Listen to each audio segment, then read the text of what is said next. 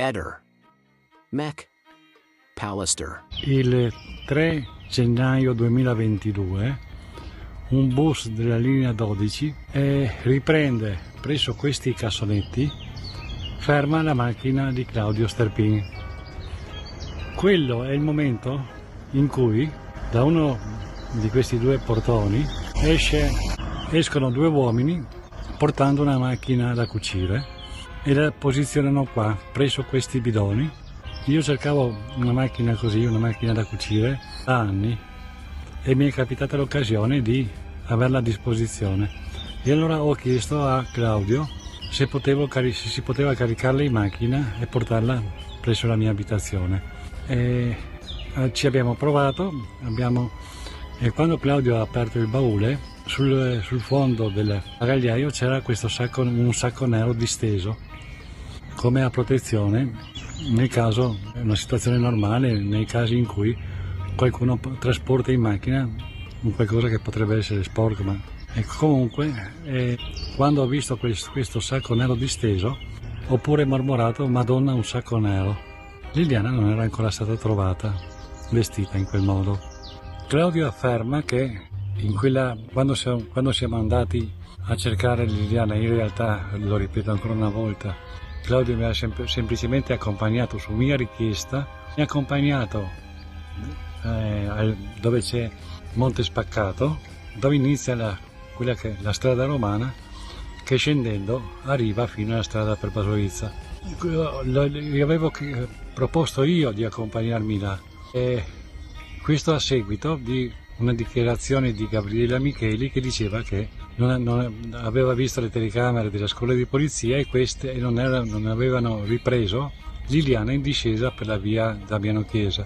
Considerando che non era scesa, non poteva essere che salita per via Damiano Chiesa, e la conseguenza era sicuramente, se fosse salita, raggiungere la strada per Basovizza, continuare per la strada romana e arrivare a Monte Spaccato. Io semplicemente avevo l'esigenza di fare l'ipotetico percorso inverso di Liliana, e così mi sono fatto accompagnare da Claudio su a Monte Spaccato e sono sceso a piedi da solo fino alla strada per Basovizza, dove che Claudio mi aspettava. Da quel che mi risulta, ma potrei sbagliarmi, quella è l'unica volta che Claudio ha cercato Liliana, ma in realtà non era così. Molti ipotizzano chissà che rapporto di amicizia avessi con Sebastiano. In realtà credo di averlo spiegato molto bene in una delle 4 volte che in luglio dell'anno scorso sono stato a quarto grado, e a seguito di una domanda, una provocazione di Nuzzi, che ventilava l'ipotesi che io e Sebastiano fossimo amici, io gli ho risposto secco, pur avendo a fianco Sebastiano, ho risposto secco che io ero amico di Liliana. Penso che non servissero altre spiegazioni.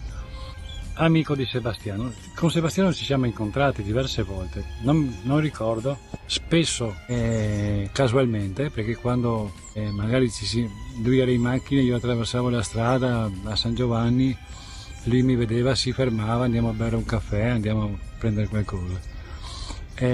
Altre volte ci siamo incontrati perché mi ha chiamato e mi ha detto: Fulvio, ci troviamo, andiamo a fare un giro indifferente. Non mi pare che io abbia mai, ma potrei essere smentito dai tabulati, però così a memoria non mi pare che io abbia mai cercato telefonicamente Sebastiano per incontrarci, a parte quando sì, allora io avevo il numero di Sebastiano nel momento in cui nei primi giorni di gennaio, quando avevo organizzato quella fiaccolata, lui mi aveva telefonato chiedendomi se ritenevo opportuno che fosse presente anche lui. Io gli ho detto semplicemente che cosa si faceva per sua moglie, no? Veda un po' lui, insomma, che veda lui cosa fare.